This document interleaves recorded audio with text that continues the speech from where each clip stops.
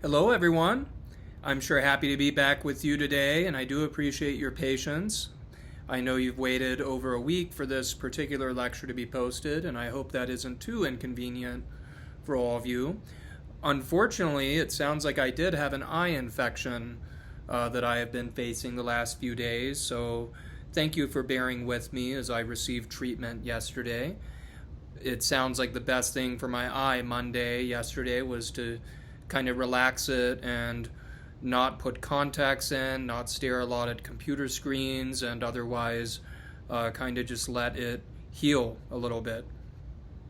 But it's feeling much better today, and so I'm prepared to get this lecture done. I will be wearing my glasses today, which is very unusual. You have a privilege that none of my students have ever had before, which is seeing me in a pair of glasses. I normally keep my contacts on, but the doctor thinks it's best to not irritate it by wearing the glasses for a few days. So, but thank you for your prayers. I think I'm on the upswing, and I look forward to finishing out the semester with you. But first things first, we've got to address a very interesting and important topic for today, which is going to be the subject of the executive power as it was crafted within the American presidency. Of all of the different constitutional institutions, it seems to be the least necessary to dwell a lot on explaining why we ought to study the presidency. I say this not because it's unimportant, but what I mean is that many of us already know why we ought to study the presidency. The institution is, of all of our constitutional officers, the most visible and seems to dominate the weekly and daily news. Many Americans can think of nothing better than to wake up every morning and then look at what Fox News or CNN or whatever news website of their choosing says the president is doing. To us, American politics is unthinkable without the American presidency. And so it seems to be pretty intuitive as to why we ought to study it. It's a very visible and very important institution. And yet, despite its visibility and despite its clear impact on how we live our lives, there's something that's often misunderstood about the American presidency.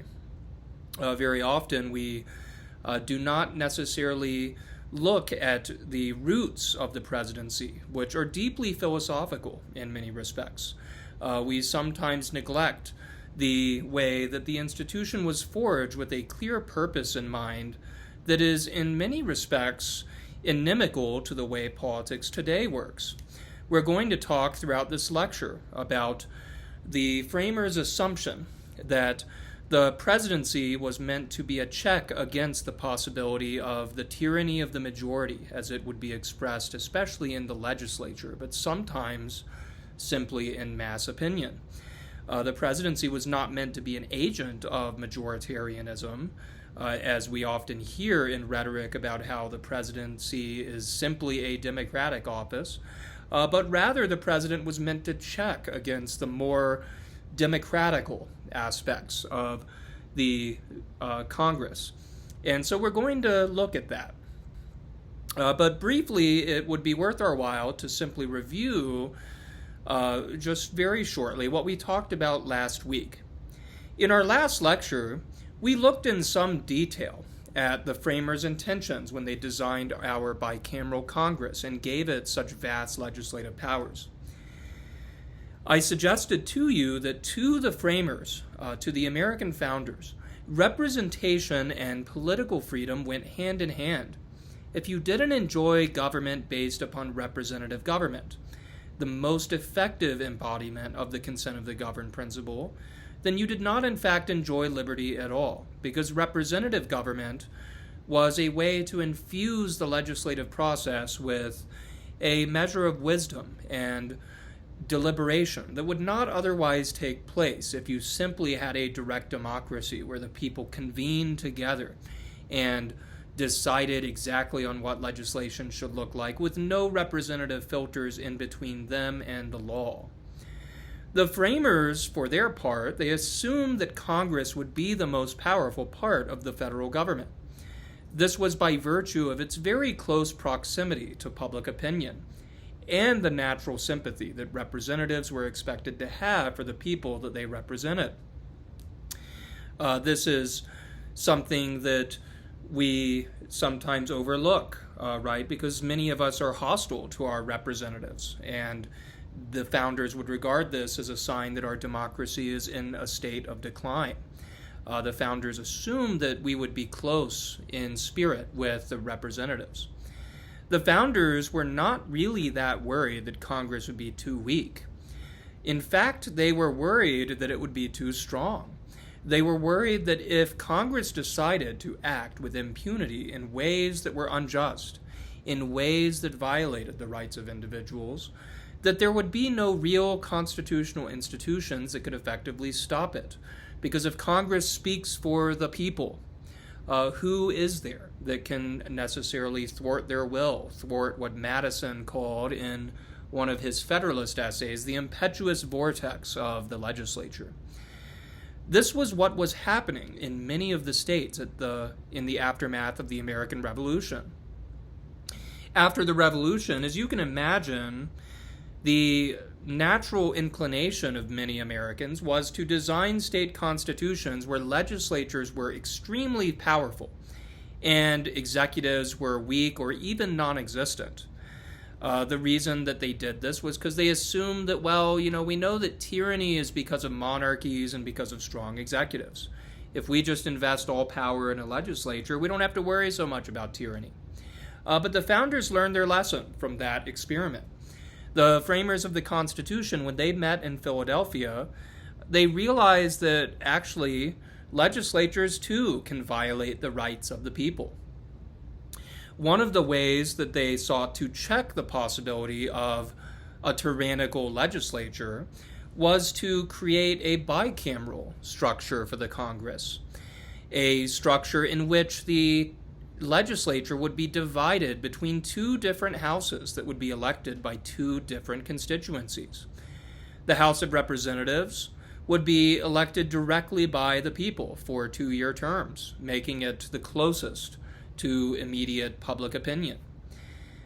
Meanwhile, the Senate, which would be elected by the state legislatures for longer terms of 6 years, would help to stabilize legislation and give the state governments a critical voice within the federal government and help the states to participate within the legislative process.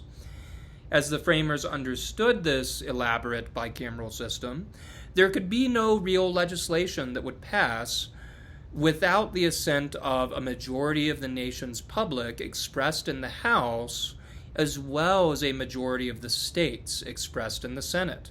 So think about it. On the one hand, you have the majority of the nation in the House, and you have a majority of the states in the Senate. And these two majorities are both necessary to get any legislation through. We have in some ways perverted this arrangement because we have amended the Constitution since the time of the founding to provide for direct election of senators, and this has made it less clear that the Senate represents the states instead of the people. But even today, the Senate still remains an institution in which every state is equally represented, which ensures that it's the states as political entities that are represented, not simply the voters. Now, laws that would pass this arrangement would be more likely to provide for the common good because it required the assent of both of these different majorities. It also is the case that no legislation can pass without this process of deliberation that has to take place. The founders thought that with this structure, it was likely that laws that passed would probably please all parts some of the time, even if they did not please a small majority all the time. So think of it this way. Sometimes a 52% majority might get everything it wants, and they're really happy. But what about the 48% that didn't get anything they want? They're unhappy, they're a loser, and they are simply governed over by a hostile majority. The founders didn't want that to take place. They wanted laws to be based on a much more steep kind of consensus that required more than just a narrow majority, but required a kind of consensus building between the people and the states. And laws would be better for this consensus that they had to build. And so consider that whenever you hear things about how the filibuster needs to be abolished to allow majorities to rule. Well, sometimes majority rule can be a threat to popular government. That's something we're also going to consider today as we look at the presidency. And that brings us to this topic. Even with the bicameral structure of the Congress, the founders still feared that legislative power could pose a threat to the liberty of the people if it were not placed within the context of a well-ordered constitution. The American presidency and the judiciary were both designed according to this principle. Legislatures can sometimes be tyrannical, and an executive can actually be a means of checking the tyranny of the legislature.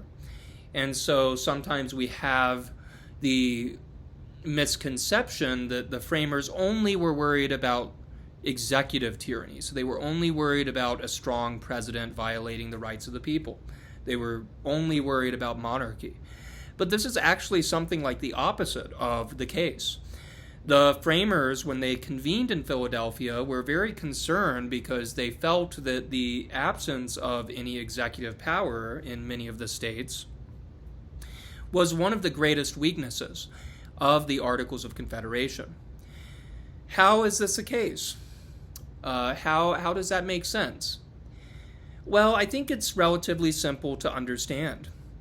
Every government worth its salt needs to have some kind of effective executive power. When you boil it down to its simplest terms, the executive is simply the enforcer of the law. The executive is the sword. The executive is the force that gives life to the laws that are passed by Congress. So Congress deliberates and decides what the law ought to be, but it's the executive that enforces that law and makes sure that people follow it.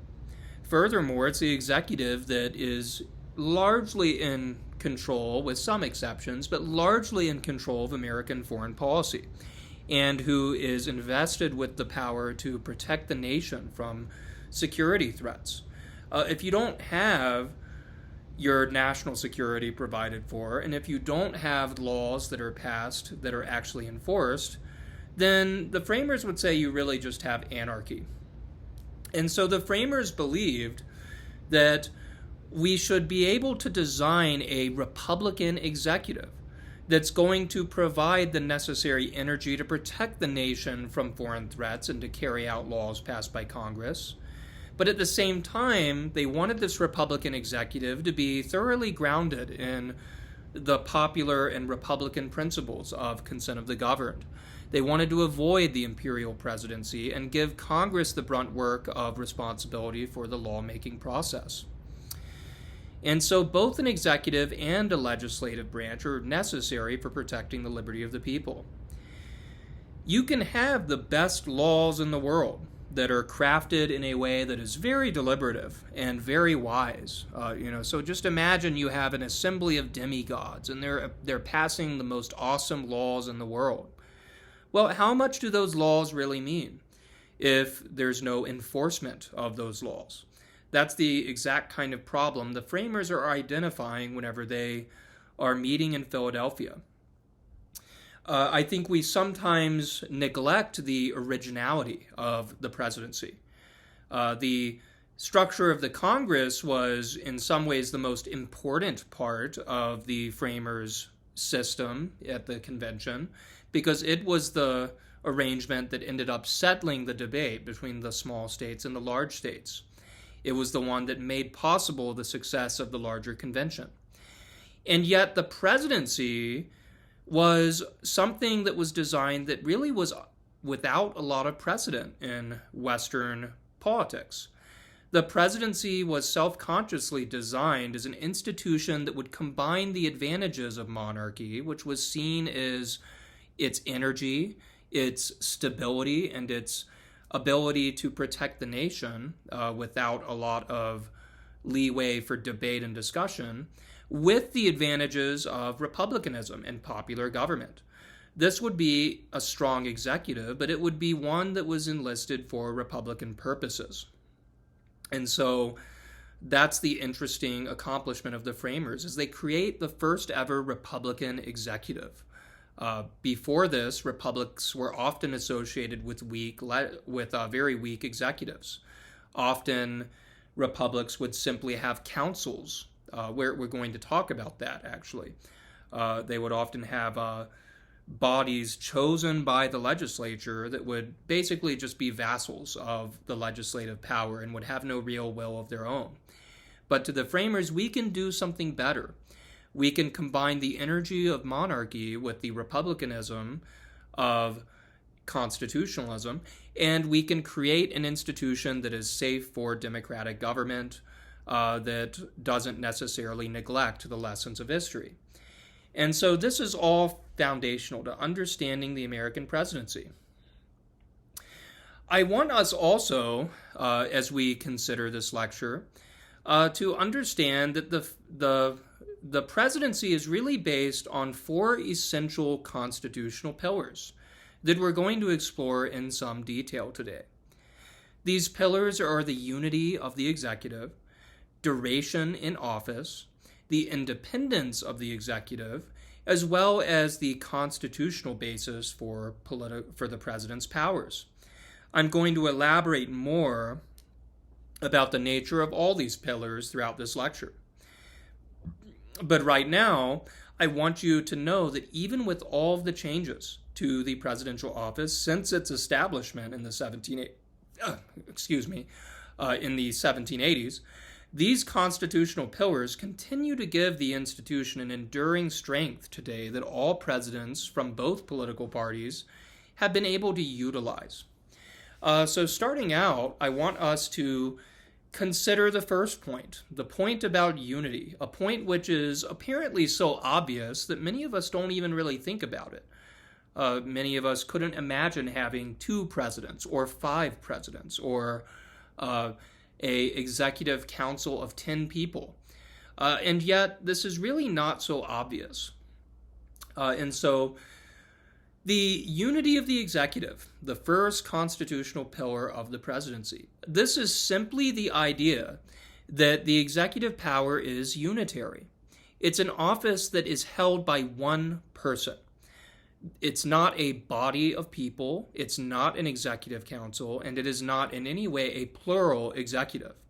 Now, you have people who work for the president in the executive branch. You have a presidential cabinet which has executive power. But these people in the executive cabinet serve at the president's pleasure and can be fired. They are not the co-equals of the president, as you see in many parliamentary countries such as Great Britain, where the prime minister is simply a first among equals in his cabinet. No, the president is the holder of executive power. He is the one that the Constitution invests the executive power with. So why do we have this arrangement where you have one president rather than, as some framers like George Mason requested at the convention, a council of executives? This was the norm in many of the states before the Constitution went into effect. So why do we have this? Well, Alexander Hamilton does a helpful illustration of this in Federalist number 70. He was really the guy at the time of the founding that thought the most deeply and wrote the most extensively about executive power. One way to understand the Federalist Papers is considering that Madison is really the kind of guru of the legislative branch. He's the one that writes a lot of the really important papers dealing with the rights of Congress and the structural arrangements of the Congress. So many of the essays we read last week were Madison's. Well, Hamilton is the guy that is really the guru of the executive. He's the one at the time of the founding that was the most famous for his advocacy of an energetic executive. And this ends up creating some controversy in the early republic, as some people wondered if Hamilton is going too far in the direction of a monarchy. Jefferson makes this argument for those of you who study history. So Hamilton in Federalist 70 says that energy in the executive, which is the leading quality of good government, cannot be obtained unless you also have unity in the executive. He says, and I quote, "That unity is conducive to energy will not be disputed. Decision, activity, secrecy, and dispatch will generally characterize the proceedings of one man in a much more eminent degree than the proceedings of any greater number. And in proportion as the number is increased, these qualities will be diminished." So, in short, the more executives you have, the less powerful and less energetic it becomes. Because if you have a body of executives, if you have a council of executives, you're going to lack something of that speed and promptness that you need in an energetic executive. The framers understood that what was a good design for a legislature was not necessarily going to be a good design for the executive. So I want us to consider this. Hamilton would not say that unity is necessary in a legislature where one man makes law. No, that's not what he's saying. Because in a legislature, it is good to have a lot of different people who are duking it out politically, and through a lengthy process of consensus building and debate, they craft legislation. Laws that are passed in this way are going to be pretty permanent, and they're going to stand for a long time, so you better get them right. It's good for the legislative process to be slow and deliberative. But that quality, which is so useful in a legislature, is not going to be so good in an executive body, whose duty is not to make laws that stand for a lengthy period of time, but whose duty is simply to enforce the laws passed by the deliberative legislature. In an executive, you need speed and energy. If the nation is in the midst of war, for instance, you're not going to want to see a council of executives debate amongst themselves about whether or not they should really raise an army to defend their people. The executive in this arrangement would really just be a kind of warmed over legislature. It'd be all about debate and discussion and not about action, which is really the foremost duty of a good executive. To illustrate this point, it would be worth our while to consider recent events with President Trump and the Iranian nuclear strike this summer. There were many critics of Trump on social media who argued that Congress should have been the ones to authorize the strike against the Iranian nuclear sites. Now, without commenting necessarily on the rightness of Trump's course of action, that's not the point of this detour. So without commenting on whether or not he should have done that, I do want us to at least understand that the line of reasoning that says Trump needed to go to Congress for permission, this might be flawed reasoning. So think of it this way. If Congress goes through a lengthy and a very public debate over whether or not they should allow the president to strike a nuclear facility, then the president's window for a sneak attack and a preemptive strike is totally closed. The element of surprise will be lost to the president, and Iran will have the advantage. Iran could move or hide nuclear facilities while Congress debates the matter over a period of several months, and they could potentially threaten the nation at a later time. And so when Trump said, no, I can't wait for Congress to debate the matter and give me permission to strike these nuclear facilities when they're a threat now, that's kind of this point that he's making that founders would have probably sympathized with, that really the president should be able to energetically protect the nation from possible threats. Congress has the right to declare war, but a preemptive action is not necessarily the same thing as war. That's an interesting distinction that students of the presidency are familiar with.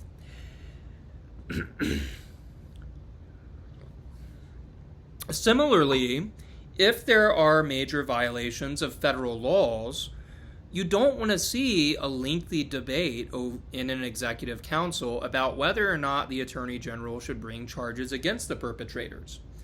No, the whole point of the executive who's going to enforce the law is to bring perpetrators to justice. You don't want to see a 10-person council or even a 2-person council debate amongst themselves over whether Joe Schmo is really guilty of this crime. No, the president should be able to act, and if there was a mistake in the enforcement of this law, then the courts can intervene. But the executive authority is invested in the president because unity in the executive gives the president the energy he needs to carry out his duties. When power is divided, it becomes less energetic and it becomes weaker. That's the essential takeaway of this emphasis on unity in Federalist 70.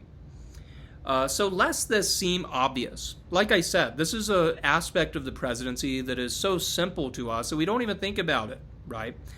But we really should remember that many other nations and even many of our American states actually reject this model for a plural executive, where you have executive power vested in multiple people who have their own elective bases of authority. I've already mentioned that the Prime Minister in Britain is something like a first among equals. He's not necessarily just the guy in charge. He works for his party in the legislature, and the legislature has most of the say-so over whether or not he serves. We're going to talk about that later. But even here in America, in my beloved home state of North Carolina, the governor, the lieutenant governor, the attorney general, and the secretary of state are all elected separately. So just think of this. Each of these executive officers, they don't run as a ticket the way the federal president does, where the president runs and he taps a vice president to be his subordinate officer in the executive branch. And then whenever he gets there, he nominates, with the advice and consent of the Senate, the Attorney General and the Secretary of State. And so in the federal government, the president is in charge of the cabinet and of the executive branch. But in my home state of North Carolina, all of these different officers, the governor, the lieutenant governor, the Attorney General, the Secretary of State, they're all elected separately. And so you often have it be the case where you have a Democratic governor and a Republican lieutenant governor, and a Republican or a Democratic attorney general, and then a Democratic secretary of state. And so you have all these different parties in charge of different executive offices. And what does this do to the executive power in a state like North Carolina? Well, it seriously weakens it. Almost all of the political action in that state happens in the legislature. And the governor has actually less power in North Carolina than he does in many other states with stronger executives. But this not only weakens the executive power, the founders would also say that it makes it harder for the people to really know who to blame when things go wrong.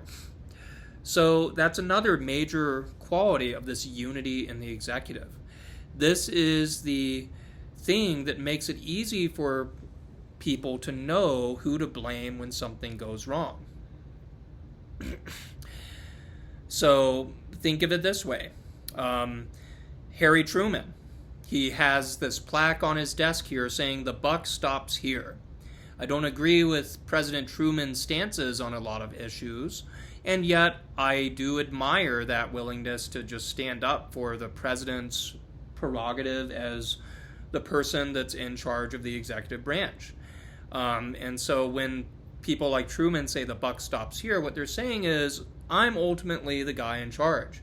And this is a double-edged sword. It means the president can take credit when things go well and say, hey, you know, this guy that I brought to justice, he was brought to justice because of me. Or this person I pardoned, I saved him from injustice, and that was because of me. So he can easily take credit for these things because the people know there's not this council of 5 people where, you know, there was a lot of debate and maybe 3 people wanted to do it and 2 people didn't, and then people deflect and take credit for something they didn't support because things happen in the shadow. You know, that kind of system is not the case. There's one person, and so you know who is in charge when things go well. But you can also know who to blame when things go wrong. If you have a plural executive, like the system in North Carolina, you have a situation where every member of this plural executive, or this kind of a council of executives, they can just sort of point to the other guy and say, well, it's actually their fault. So consider this example. At the Constitutional Convention, Edmund Randolph, who was a proponent of a weaker executive, he had argued for something like a 3-person executive where every member would be chosen by one of the regions of the states at the time. So, for example, you have a New England executive, you have a Southern executive, and then you have a middle state, like New York or Pennsylvania. You have an executive from that state.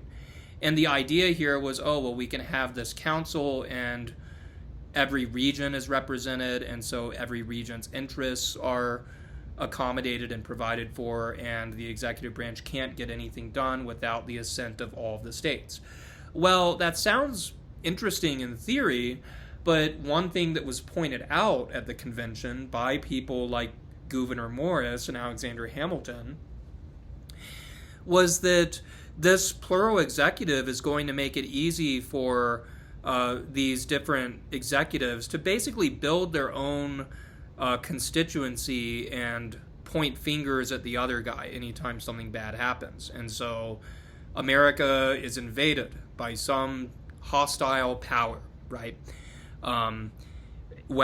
The southern representative or the southern executive, he can just say, it's not my fault, guys. I stood by southern interests and I wanted to protect you. It was New England and the middle states. They were the problem. They outvoted me and outpowered me. And the New England executive could say the same thing. And basically, everyone's pointing fingers and no one really knows who's in charge. No one really knows who to blame when things go wrong. And so this is an important point because it highlights that for the framers, executive unity was not just about making the executive stronger. It does do that. It was meant to create an energetic executive that would be strong enough to protect the rights of the people.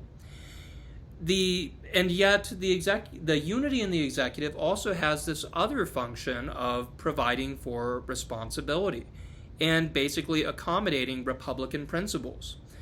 The framers thought that if you have one person in the executive branch, it's going to be easier for the people to know who to blame and who to give credit for when things go well. And so this executive unity plays this really interesting, it has this really interesting function where it preserves a vigor for the presidency that distinguishes it from the Congress, which is a very vast body with many, many people. So moving on to point number 2, duration in office. This is a picture of Gerald Ford, the president after Nixon, who dealt with the aftermath of the Watergate scandal. I will speak about him in a moment. But for now, I want to simply explicate what duration in office means, the second important constitutional pillar of the presidency. This is simply another term for the idea that the president has a fixed term in office. So the president is there for 4 years. He's not subject to the possibility of removal simply because Congress disagrees with him. This is, again, something that contrasts greatly with parliamentary systems like Britain, where you often have snap elections, right? So in the British system, if there's some kind of momentous crisis or some kind of a sort of shift in public opinion, well, you often have snap elections to accommodate public opinion. And this keeps the executive very responsive to pretty swift changes in public opinion. But it's very different in America. In America, if the president wins the election, he has 4 years, unless he dies, unless he resigns, or unless he is impeached. These are the only ways that a president can be deprived of his constitutional status as the chief executive. He can't be removed in a vote of no confidence by the Congress, as parliaments often do to their prime ministers. And he can't be removed by a snap election or something like that. You have elections every 4 years to keep him grounded in the authority of the people and to make sure that he is responsive to the wishes of the people. But at the same time, once he's there, he has constitutional power for 4 years, and Congress cannot change that unless they impeach him. But here's the thing about impeachment: even that isn't necessarily analogous to a vote of no confidence. Here's why. The first obvious point is that impeachment is really hard. So you got to remember that impeachment is in some ways a misnomer. We sometimes use impeachment in a way that's kind of synonymous with just removing the president. But actually, impeachment triggers the removal process. So the House of Representatives has to draft articles of impeachment. And they can do that with a pretty simple majority. But here's the thing. If articles of impeachment are drawn up against the president, the Senate has to try him and decide his guilt or innocence. And you need 2/3 of the Senate to actually remove a president from office.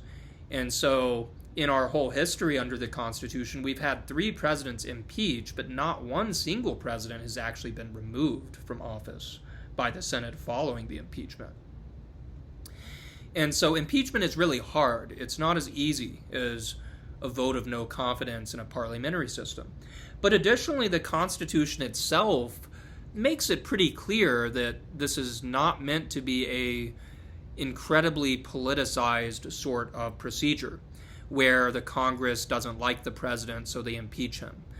Someone should have told Nancy Pelosi that during Trump's first term. No, the Congress is given the authority to impeach the president not when they dislike him or disagree with them, but instead when the president is guilty of committing high crimes and misdemeanors. So this was meant to insulate the president from merely political charges and merely political attempts to remove him and give him a kind of insulation from Congress. So why was this fixed term so necessary? Why did we need this kind of thing? Why not have Congress just fire the president when he does a job they don't like? Many parliamentary nations, as I've already said, they do exactly this thing. The prime minister serves at the pleasure of the legislature.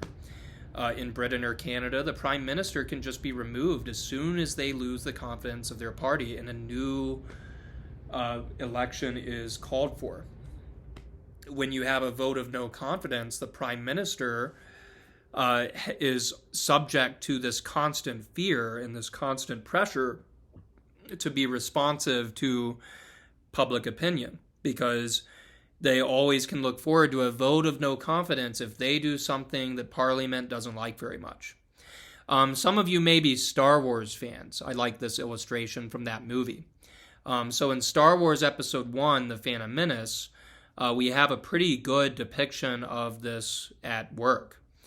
So Chancellor Valorum is removed from power because of a vote of no confidence from Queen Amidala.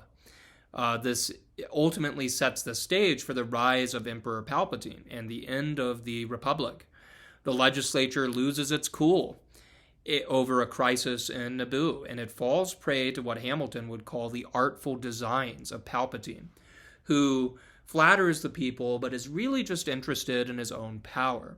That's exactly the kind of thing the founders wanted to avoid by giving the president this kind of duration in office to insulate him from these sort of immediate removals that might be based on frenzied passions rather than a kind of deliberative sense of the community. I like the way Hamilton explains this principle in Federalist number 71, which you were supposed to read for today. Hamilton writes as follows: "A man acting in the capacity of chief magistrate under a consciousness that in a very short time he must lay down his office will be apt to feel himself too little interested in it to hazard any material censure or perplexity from the independent exertion of his powers, or from encountering ill humors, however transient, which may happen to prevail either in a considerable part of the society itself or even in a predominant faction in the legislative body. And so what Hamilton is saying here is that the president's duration in office, his 4-year term, it's a necessary ingredient for him to be a constitutional officer that can check against the possibility of the tyranny of the majority, that can fight majority factions when they arise in the legislature, or perhaps even, as he says, in the body of society itself, so within public opinion. Sometimes presidents are told to just look at what the polls say and do it. Don't have a will of your own, but just look at the polls. And actually, this advice is something like the opposite of what a true constitutional president would care to do.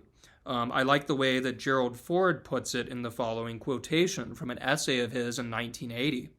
Gerald Ford said, "I do not think a president should run the country on the basis of polls. The public in many cases does not have a full comprehension of the complexity of any problem. A president ought to listen to people, but he cannot make hard decisions just by reading the polls once a week. It just does not work. And what the president ought to do is make the hard decisions and then go out and educate the people on why a decision that was not necessarily popular was made. It can be done, and it has to be. That is what it means to be a leader." Ford is simply speaking the language of Hamilton here. The president is meant to be a leader. He's not simply meant to be a slavish follower of public opinion polls, but he's meant to safeguard the people against their worst inclinations. He's meant to resist Congress when they do bad things. And so sometimes this means he's got to veto legislation that's popular that might have a adverse effect on the rights of the people. And so the president was meant to be a check and a safeguard against the tyranny of the majority.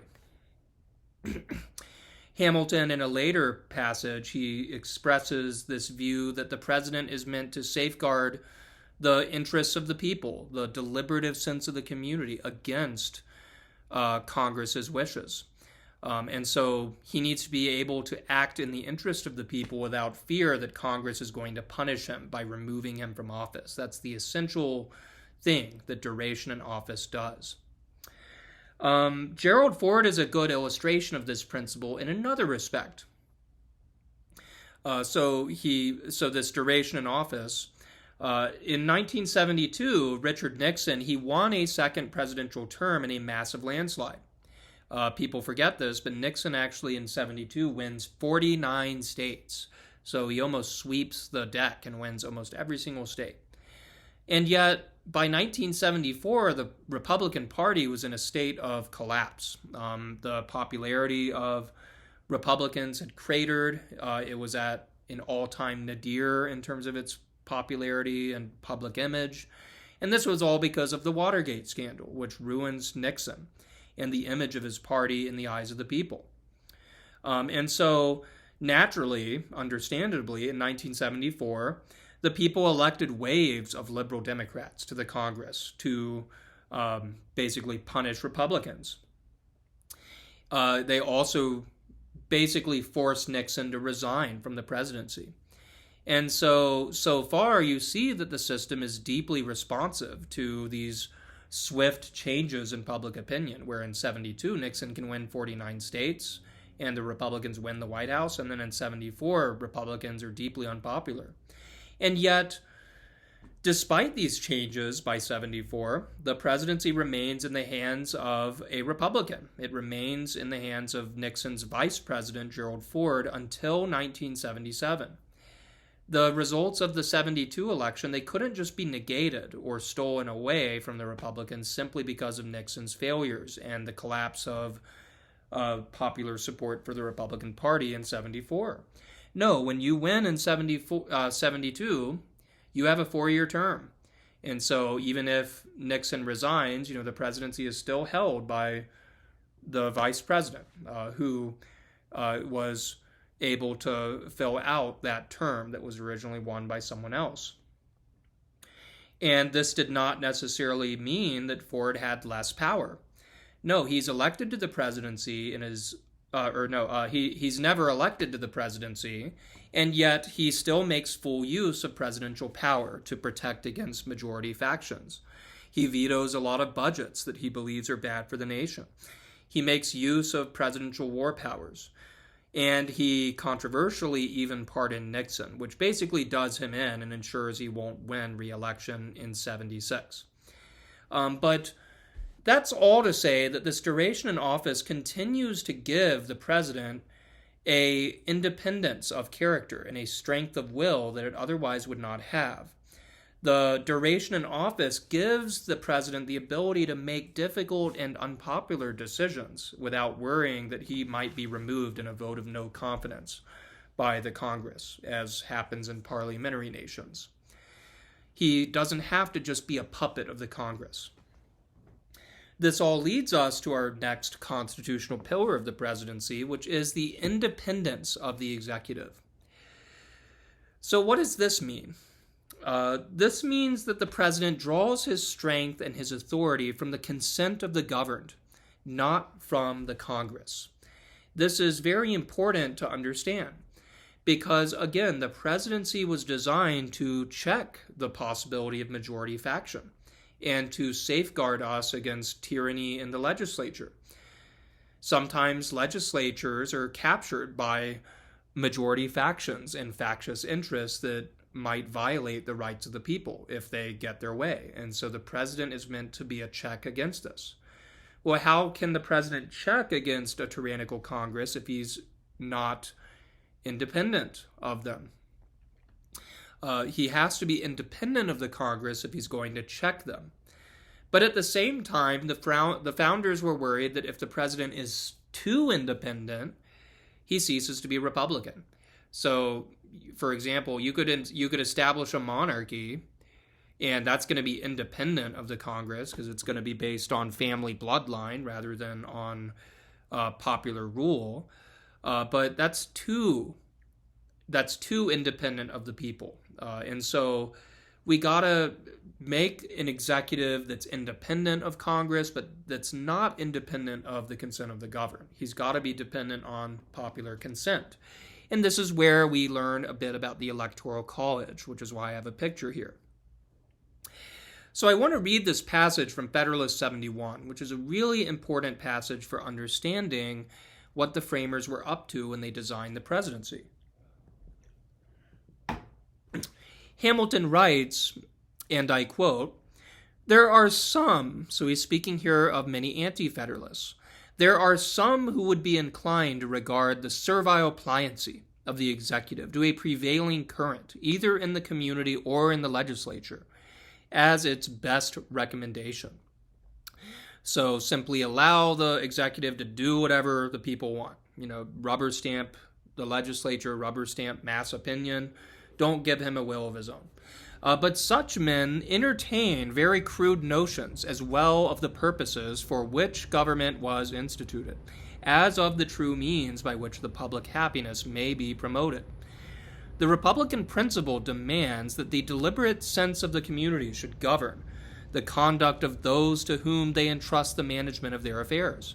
But it does not require an unqualified complaisance to every sudden breeze of passion, or to every transient impulse which the people may receive from the arts of men who flatter their prejudices to betray their interests. I love this passage here because it shows very clearly that the framers envisioned that the presidency would be a safeguard against majority tyranny. If the president is chosen by the legislature, if he can be trusted and expected to just rubber stamp what the legislature wants all the time, well, that's not going to be a president who's going to promote what Hamilton calls in Federalist 71 the deliberative sense of the community. This is not going to be a president who's going to have the will to check factious legislation that emerges from the Congress and threatens the rights of the people. The president was designed to fulfill this function of checking against majority faction because he doesn't owe his job to Congress. He's independent. So one idea that was popular at the convention in the early days, the Constitutional Convention, I mean, was many framers said, well, let's just let Congress choose the president. Because many of our states do that, and it preserves a good relationship between the legislative and executive branch, and yet it keeps the executive kind of indirectly connected to the people. But this idea basically ended up becoming very unpopular as the convention went on, because framers realized that that would be a counterproductive system. If the president is simply selected by the Congress and he serves at their pleasure, just as you have in many parliamentary nations, then this is a president that's not ever going to veto legislation that's bad for the nation. He won't exercise a will of his own. Because if he cares about his job, he's going to want to make Congress happy all the time. He owes his job to them. He's not going to want to shake the boat or do something that angers them, because if he wants to win re-election, he's got to curry their favor, right? And so this idea was, it basically ended up losing most of its supporters as the convention went on. The framers were so worried about this kind of idea of making the president dependent on Congress that one other issue that came up was what Hamilton refers to as adequate support for the president in the Federalist Papers. The president needs to have an independent base of financial support that is disconnected from congressional favor. So what he's talking about here is the idea that if Congress gets mad at him, they can just lower his pay, right? So this is why the Constitution insulates the president's salary from Congress simply lowering it when they get mad at him. What this would do is it would just bribe him and control him in a kind of indirect way, preventing him from being a check on majority factions and preventing him from showing a backbone and standing up against Congress. And so this was an issue. So basically this is dead on arrival. Let Congress just choose the president, and then he has to go up to them for re-election all the time. Well, one solution to this problem that the framers considered, this is an interesting alternative to think about. Some framers of the Constitution, they said, well, maybe we should allow the legislature to choose the president initially, but then prevent him from serving more than one term. So this would mean that while the president does owe his initial selection to the Congress, he can veto things because it doesn't matter if he gets on their bad side. Because he's not going to have to worry about going up for their reconsideration for a second term. There's no way that he can run for a second term. He's limited to just one term. So what was the problem with this idea? Well, this is where we get into the topic of Federalist 72, where Hamilton discusses the idea of term limits and argues that it's actually better for the president to have this kind of perpetual re-eligibility, where he is not subject to term limits. And so the founders thought term limits, like what I just described, they would actually weaken the quality of our presidents. They wanted the president to serve multiple times because if you have the incentive to basically stand for re-election every 4 years, well, that's going to give you an incentive to do good things for the people. Today we talk about the lame duck presidencies. Whenever you've already won your second term, and so your term limited out, you can't run again. And so many people say the president is just a lame duck at that point. The Congress can just resist him all the time and not worry about the consequences because he's on his way out, and they need to worry about the next guy more than the sitting guy. The framers didn't like this lame duck idea, and so they thought term limits would actually cause a lot of problems in the presidential office. They thought, as Hamilton says in Federalist 72, that the ruling passion of the noblest minds is the love of fame. And the founders believed that if you could serve for more than one term, this is going to attract great people who want to leave their mark on history. And we want great people to pursue a great office, because if this office is held simply by lesser people, then the public good is not as likely to be advanced. And so this re-eligibility of the president was meant to strengthen his independent character and his ability to behave in ways that would be good for the nation. And if the people don't like him running again, well, they can just punish him in the next election. So this is why the framers rejected term limits, which was later added into the Constitution by a constitutional amendment after FDR. So another idea that was considered was just allow the president to be nationally voted for by the people. So a national direct popular vote. Some people believe that the framers just weren't smart enough to consider this idea. Like maybe it wasn't possible, or it just wasn't something they even thought about because they were so undemocratic, right? Well, that's not exactly the case. This idea was proposed at the convention by James Wilson of Pennsylvania, and it was actually rejected after some debate. And here's why they rejected this idea that is so popular and ubiquitous today, the idea of a direct national popular vote. The framers said, well, this would be something that threatens the rights of the small states, right? I mean, we've created this meticulous balance between the small and the large states in the system, and as soon as you allow for a national popular vote, what is that going to do? It's going to give the large states all the power over the selection of the presidency. And so it would be better to have a system that better balanced the weight between the large and small states. And this national system would also treat us as just one nation rather than a federal republic of a bunch of states. And similarly, the national popular vote would also ensure that presidents just go around the country begging for votes, as we often see during presidential campaigns today.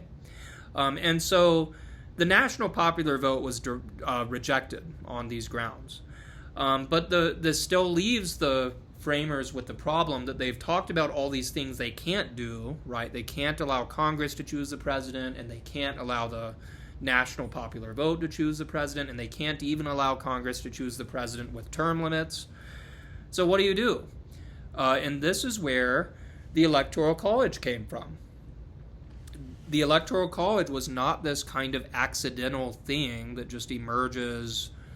This is how it's presented sometimes, as a kind of accidental thing that emerges with no real rhyme or reason.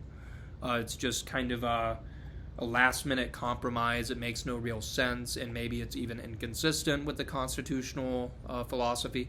No, that's exactly the opposite of the truth. The Electoral College has this indispensable function of protecting the independence of the executive as well as federalism. So how does the Electoral College work? Well, what it did was it was a way that you can give the power to select the president to a body that's kind of like Congress in its size and in its representative character. And yet it is not actually Congress. It's a body that meets only once every 4 years for the explicit and sole purpose of selecting the president. And these electors are chosen not by Congress, but by the state legislatures. Each state having a number of electors equal to the number of senators plus the number of representatives. Now, what you can see this does is it better preserves the balance between the large states and the small states, because the Senate tally inflates the power of the small states, while the representative tally inflates the power of the big states. And so at the end of the day, the states are going to be critical ingredients in the selection of the president. And so, on the one hand, this protects the independence of the executive, because the president owes his job to a body that has nothing to do with the Congress. He doesn't have to beg Congress to support him. But at the same time, it's a very popular office. The Electoral College is chosen, after all, even in the original days, by the state legislatures, which were intended to be responsive to the will of the people, and were responsive to the will of the people. The Electoral College has only since become even more democratic, as we have tied the electoral votes to popular votes within the states. But this also gives the states an invested interest in the presidential office and protects the rights of the states. Even to this day, elections are all organized at the state level. Presidents have to win voters collected not simply within the nation's most populous cities, but actually they have to win voters who are comprised within their different states. This means that elections are going to focus on a bunch of swing states that tend to be more moderate in their composition than the more polarized states across the nation. And so one lasting effect of this is that it gives the president a base of popular support that's independent from the more radical elements of his party and that is a bit more moderate in its political disposition. Voters in swing states like Ohio, well, maybe not Ohio so much anymore, but swing states like Pennsylvania or Wisconsin, these voters are much closer to the median voter than voters in places like New York or California on the blue side or Alabama and Texas on the red side. And so while people like to criticize the Electoral College for being undemocratic, even today it serves this function of supporting the federalist principle of states' rights, as well as the independence of the executive under the separation of powers. And it also has this moderating function in our constitutional system. The president who wants to win, he can't just run up the vote in the big cities, which tend to be more radical in their views. No, he has to win a bunch of different swing states with more moderate constituencies. So that's point 3. The last point, the constitutional basis of presidential power. This is the final constitutional pillar of the presidency. Hamilton describes the need for the president to have competent powers in the Federalist Papers, and this is what he is getting at. The president does not get his power from any from any statute passed by Congress. No, he gets his powers from the Constitution. Congress cannot simply abolish the veto power if it has a majority, and they don't like that the president is using their veto to block their legislation. No, if they want to abolish or alter the veto power, they have to amend the Constitution, which I've already said is very difficult. I have here a picture of John Tyler at the top, because he's a good illustration of this. He inherited the presidency from a Whig president who died 32 days after taking office, William Henry Harrison, and turns out Tyler wasn't really much of a Whig himself, and so the Whig Congress tries to do a bunch of things. Tyler vetoes all of them, and this causes the Whig Congress led by Henry Clay to go in an all-out war against Tyler and try to abolish the veto. But they fail in large part because of the president's constitutional powers that Tyler was able to wield in order to defend his office. This is just one example of many. I'm going to speak of another in a moment, Andrew Johnson. But there are also many executive powers that are inherent within the office itself. So not every power is expressly listed. Some powers are, like the veto and the pardon and the power to draft treaties that the Senate then approves and the power to nominate ambassadors and nominate cabinet officers. These are powers that are expressly enumerated. But there are some powers that are actually inherent within the nature of executive authority that are not totally spelled out. One example of this is the president's power to move and deploy troops during wartime. So the Constitution does spell out very clearly that the president has authority as the commander-in-chief. And inherent in this idea is the idea that the president can command and supervise the military and can move troops without having to beg Congress for permission all the time. I have at the bottom a picture of Andrew Johnson. He is instructive here. He's one of the only presidents, alongside President James K. Polk, who is from my home state of North Carolina. And so I have a soft spot for President Johnson compared to the view that some other people have. Well, Johnson and Congress, whatever your view of Johnson and Congress in the 1860s, they had one of the worst working relations in American history.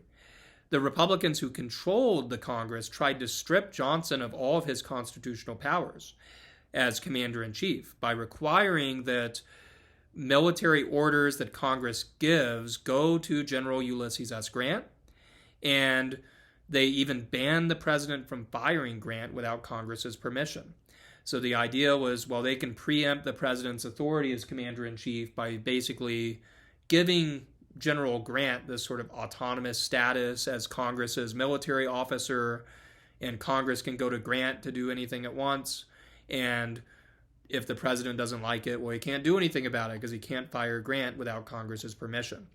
Well, this is clearly unconstitutional. This was clearly the Congress trying to remove the president's power as commander-in-chief and gain control over Reconstruction policy for themselves by doing these illicit and unconstitutional things. But because the president has these 4 constitutional pillars at his disposal, and because the president's power comes not from congressional statute, as the Republicans in Congress at this time seemed to assume, but come actually from the Constitution, Johnson was able to use the veto power to defend the prerogatives of his office. And this was exactly why the framers gave the president a veto in the first place. Sometimes Congress might come under the whim of a factious majority, and the president is in a unique position to check this majority because of the fact that he is not a vassal or a lackey of the Congress. Sometimes these factions play fast and loose with the Constitution to do things for themselves. And the veto in these situations can be a tool to defend executive office functions for the president and the president alone. But the veto also has a positive function. When the president vetoes legislation, he can force Congress to rethink things. And sometimes this makes them go back to the drawing board and reconsider legislation, or maybe provide for new provisions that they didn't initially provide for. Because ultimately, if any law is going to pass, it has to consider the interests not only of the House and the Senate, but also of the independently elected president. Remember that if the president vetoes a law or a bill before it is supposed to become a law, Congress can only go around the president with a 2/3 majority of both houses, and that's very steep. So a presidential veto is tantamount to killing most legislation. And so this constitutional basis for presidential power means that he's an officer whose authority is rooted not in mass opinion or congressional approval, but the consent of the governed as it's expressed in the Constitution. And I think our people need to come to a better understanding of this. Sometimes we hear presidents say that, oh, well, they won a big landslide in the popular vote, so they have more power than the last guy did.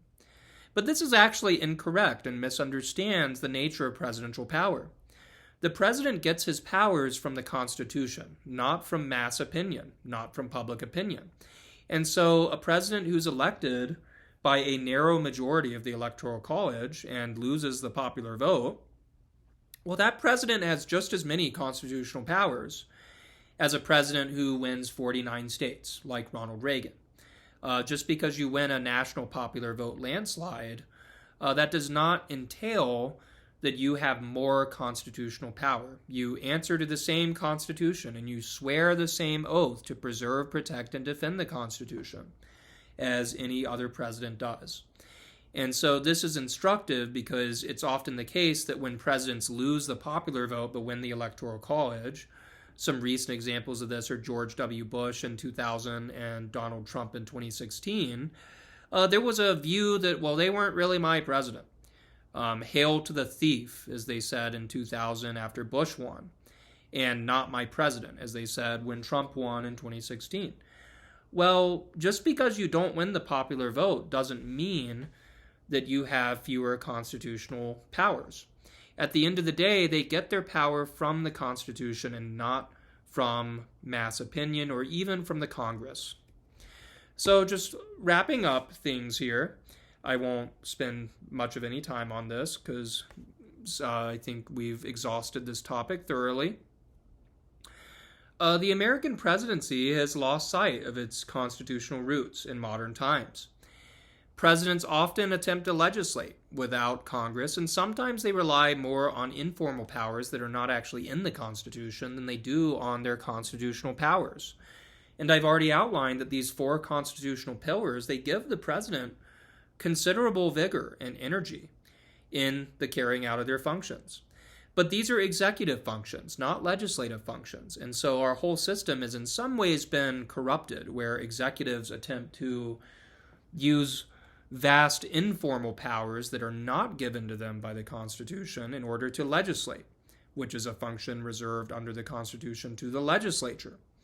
And at the same time, they have tended to be much weaker in their exercise of the vigorous formal powers, the constitutional powers of the office. One of the explanations for this is the fact that during the Progressive era and afterward, leaders such as Woodrow Wilson and Theodore Roosevelt and Franklin Roosevelt, they wanted to replace this kind of constitutional presidency with a much more modern presidency that basically allows the president to act independently of the Constitution, to be a steward of mass opinion. And this has changed our expectations about the office, I think, for the worse. When presidents promise to fix the economy with or without Congress, and when they say, I have a pen and a phone, and if Congress doesn't do something to give amnesty to illegal aliens, I'm going to do it myself. Well, this is a modern and progressive take on the presidency, not a constitutional way of thinking. And so I want us to understand that the constitutional presidency, it's not a relic of a bygone time, but it still gives the president an enduring strength and a unique character when compared to other executives around the world. We have lost sight of this constitutional presidency, and it has actually weakened, I think, the stature and dignity of the office and made it less able to carry on those functions that are actually reserved to it by the Constitution. The framers wanted the Constitution to give us a vigorous Republican executive. It would neither be too strong to threaten the liberties of the people, nor too weak to protect against the tyranny of majority factions.